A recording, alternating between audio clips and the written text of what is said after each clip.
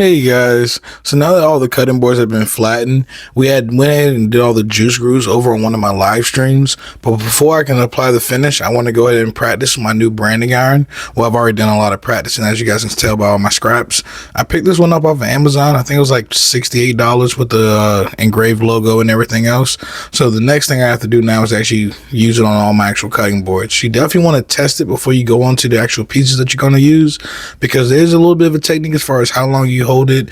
You don't want it to overburn. If you let it sit there for too long, you'll get kind of like a smudgy look on each one of your engravings. So definitely take your time, practice on the several pieces of wood. You want to get your temperature right and how long you want to hold it. I did do some experiments with wetting the wood first before I branded it, because I saw online that may help. I didn't really find too much success with it. It ended up becoming even more muddier, or some places where it didn't really burn evenly because of the water. So I wouldn't recommend it. One thing I did notice though is that some of the end grain did not burn as easily as all the face grain, so definitely keep that in mind if you guys are branding end grain cutting boards. I ended up having to do 2 on the end grains just because, again, the first attempt it wasn't as clear as I wanted it to be. But the branding goes pretty smooth. After I get all these up branded up, the next thing we're going to do is go ahead and apply the finish. And it's one that I don't typically use, but it's probably going to be my new one for all of my gift cutting boards and items that I hand over to my clients, because this is a lot easier for them to get a hold of and reapply to their cutting boards. But I'll join you guys when we get to that section.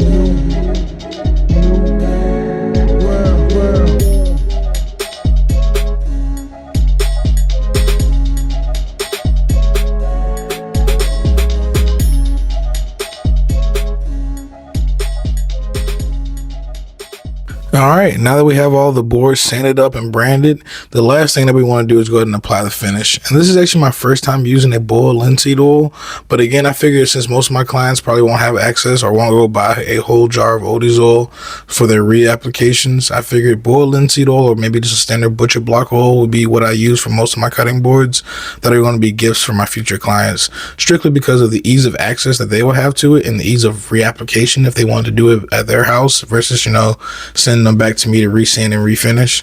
It'll be a simpler finish to use, and I can use it on other projects. And for me, in this case, it's a lot easier to apply, letting it soak in, saturate, and then wipe off. One thing you do want to be extremely careful of with the boiled linseed oil, especially on end grain, is not to oversaturate it, because if you pretty much are oversaturated, you'll get like air bubbles kind of locked into the wood, and you'll have like a white film finish, or you'll see little air bubbles because you'll oversaturate it, and as it tried to dry, the air bubbles kind of came up to the surface but got trapped by the heavy coat that you put up there. So don't oversaturate it, but you want to do at least 2 coats just to make sure that the board is fully protected. It's a pretty simple process though, unlike Odie's oil and everything else where you have to do a lot of buffing versus just applying.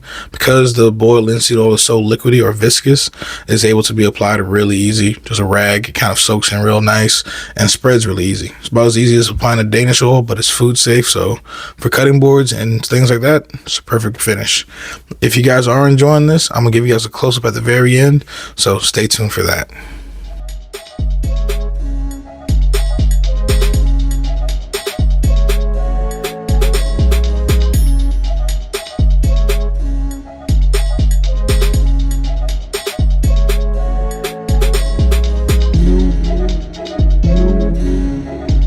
World.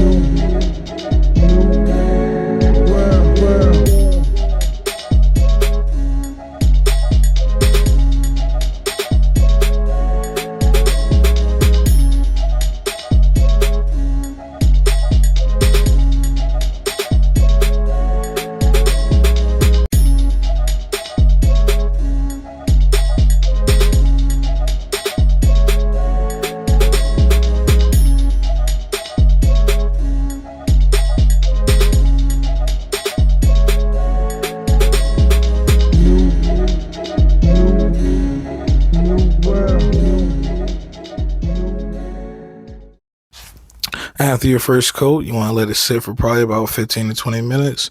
Go ahead and apply your second. And then after that, you want to let it sit one more time, wipe off any of the excess, and you're left with beautiful cutting boards.